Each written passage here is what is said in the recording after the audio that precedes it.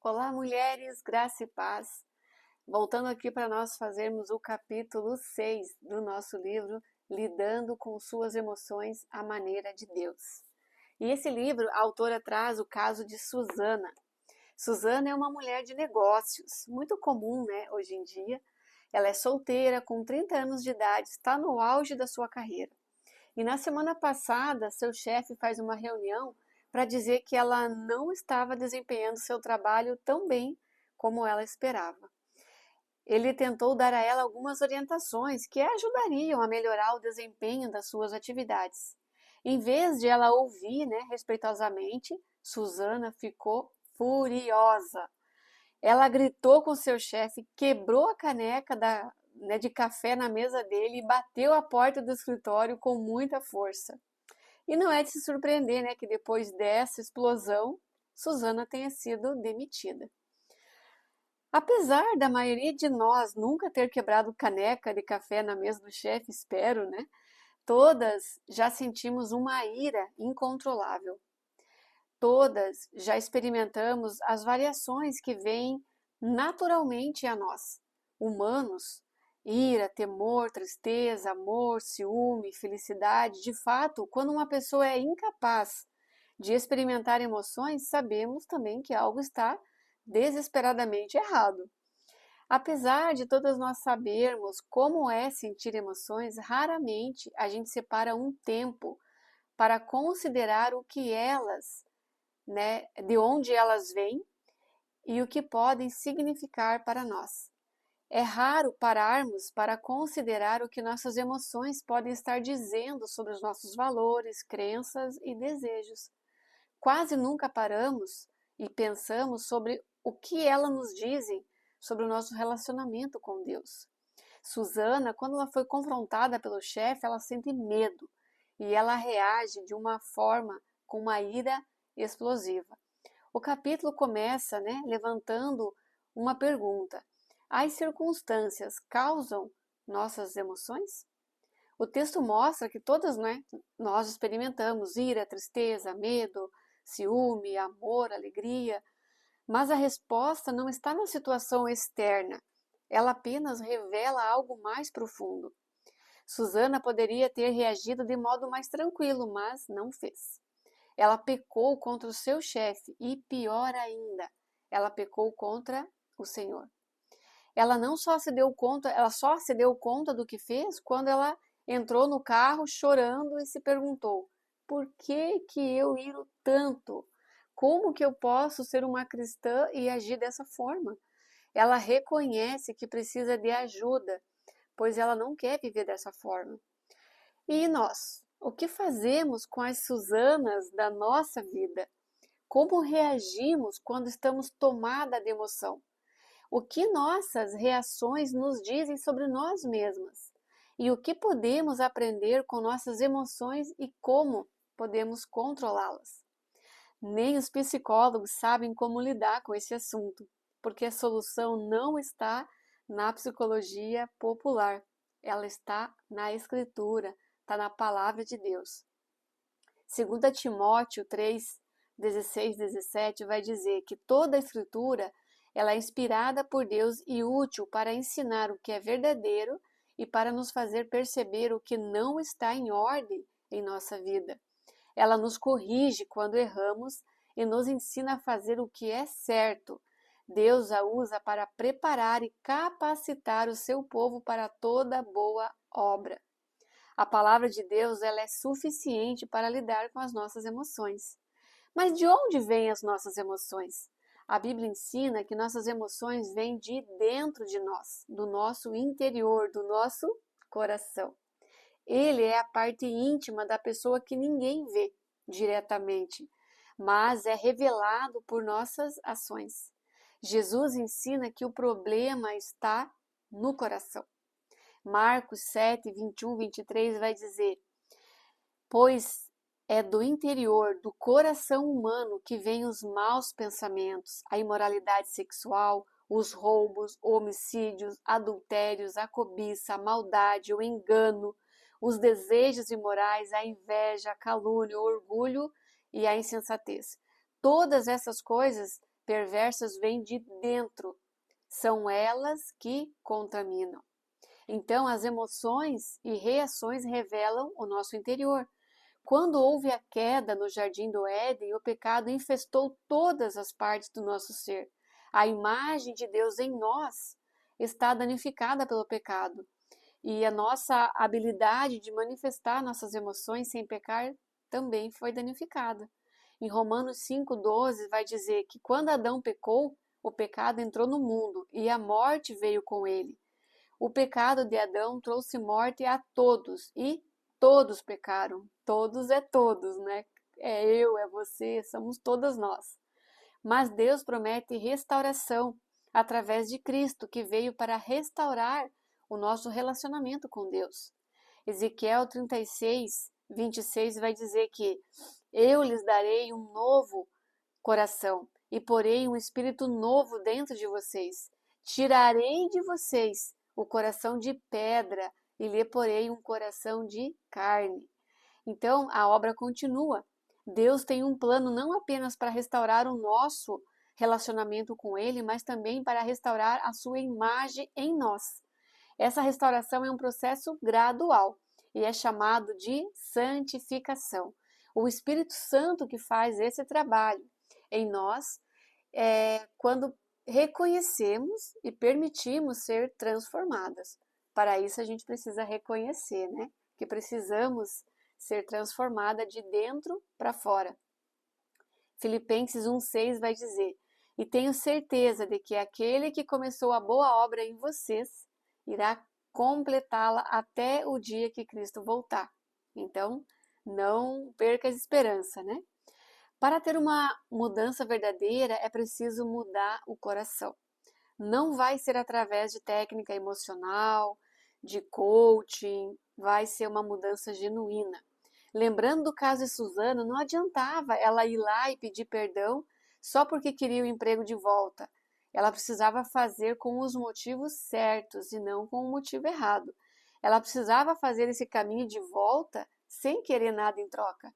Pedir perdão porque verdadeiramente se arrependia de ter tomado aquela atitude tão irada, tão ruim, né? João 15, 4 vai dizer: permaneçam em mim e eu permanecerei em vocês. Pois assim como o ramo não pode produzir frutos se não estiver ligado à videira, vocês também não podem produzir frutos se não estiverem ligados a mim. Nós daremos frutos somente quando formos dependentes do Senhor.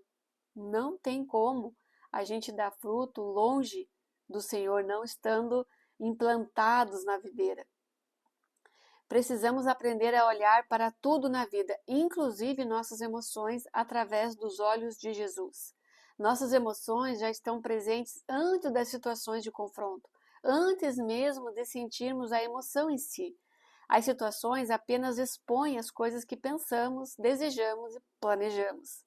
Jesus não pecou. Ele é o exemplo de vida para nós. Antes de eu agir pela emoção, eu devo me perguntar: como Jesus agiria nessa situação? Conseguimos compreender que o nosso coração é a raiz do problema? Somos como uma esponja. Esse exemplo é muito legal.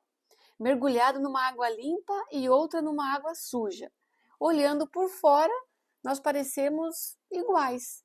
Mas, quando nós esprememos ela, a gente vai saber exatamente o que vai sair dela. Então, quando as circunstâncias da vida apertam o nosso coração, o que sai de dentro dele?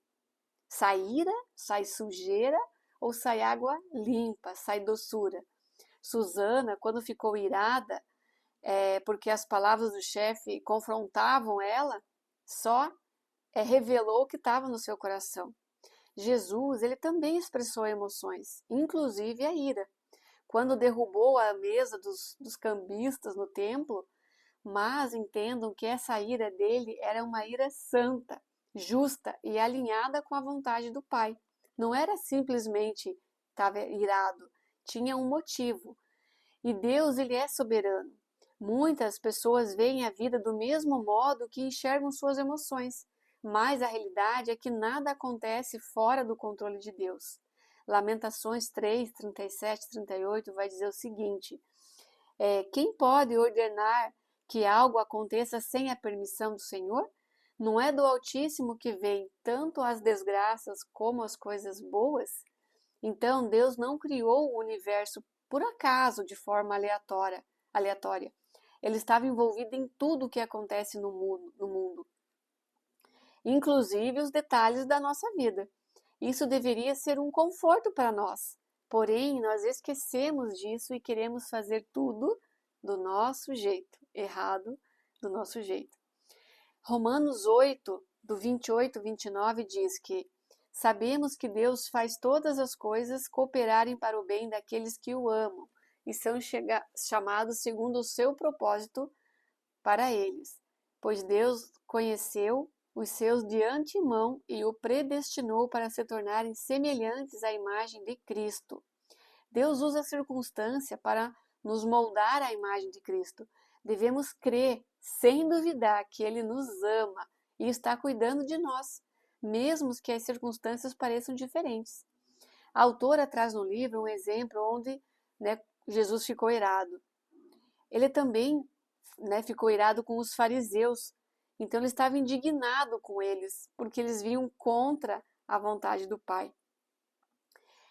O chefe de Susana, ele foi um instrumento de Deus para espremer a sua vida e revelar o que realmente estava dentro dela, o desejo de controle, o seu orgulho, o seu medo. Então, nós precisamos examinar o nosso coração. Deus não pede que a gente anule as nossas emoções, mas também não pretende que elas dirijam a nossa vida. As nossas emoções fluem de corações caídos e enganosos. Jeremias 17, 9 e 10 diz que o coração humano é o mais enganoso de todos e desesperadamente corrupto, ou perverso em algumas versões. Quem é capaz de compreendê-lo? Mas Deus fala que eu, o Senhor, examino o coração e provo os pensamentos. Dou a cada pessoa a devida recompensa, de acordo com que suas ações merecem. Por isso, nós precisamos nos voltar para a Escritura. Salmo 19, do 7 ao 9, fala que a lei do Senhor é perfeita e revigora a alma. Os testemunhos do Senhor são dignos de confiança e dão sabedoria aos simples. Os preceitos do Senhor são justos e alegram o coração. Os mandamentos do Senhor são límpidos e iluminam os olhos. O temor do Senhor é puro e dura para sempre. E as leis do Senhor são verdadeiras. Cada uma delas é imparcial. Uau! Lindo isso, porque Deus é justo, é soberano. Ele está no controle de tudo. Hebreus 4:12 fala que a palavra de Deus é viva e poderosa, e ela é mais cortante que uma espada de 2 gumes, e penetra até o fundo da alma e do espírito, até entre juntas e medulas. Expõe nossos pensamentos e desejos mais íntimos. Olha que lindo isso. Então Deus ele usa 3 meios para falar com a gente, através da palavra, do Espírito e também da igreja. Nós devemos escolher pensar corretamente. Então, se as nossas emoções são frutos do nosso interior, ela resulta no que nós estamos pensando. A Bíblia ensina em 2 Coríntios 10, 5, que destruímos todo orgulho que impede as pessoas de conhecer a Deus, levando cativo todo pensamento para torná-lo obediente a Cristo. Romanos 12, 2 também fala que não imitem o comportamento e costumes desse mundo, mas deixem que Deus transforme por meio de uma mudança em seu modo de pensar. Assim vocês experimentarão a boa, agradável e perfeita vontade de Deus. Efésios 4, 23. Vamos de Bíblia aí, gente. Em vez disso, deixe que o Espírito renove seus pensamentos e atitudes. Então, tudo começa na mente. Precisamos fazer uma metanoia, uma mudança de mente, que vai refletir numa mudança de atitude. Quando a palavra revela que o nosso pensamento está desalinhado, nós precisamos confessar e precisamos nos arrepender. Confessando e se arrependendo, move, transforma o nosso coração, transforma pensamento, emoções e atitude, quando nos arrependemos genuinamente, porque o Senhor conhece o motivo do nosso arrependimento, né? Mas o modelo de Cristo, quando a gente fala do caso de Susana, que ela ficou irada, ela estava reagindo com base naquilo que ela acreditava. Ela acreditava que precisava ser autossuficiente e estar no controle. Muitas vezes era assim que a gente agia. Eu agia assim muitas vezes antes de conhecer Jesus. Queria estar no controle e me achava autossuficiente. Se eu não fizesse, ninguém ia fazer por mim.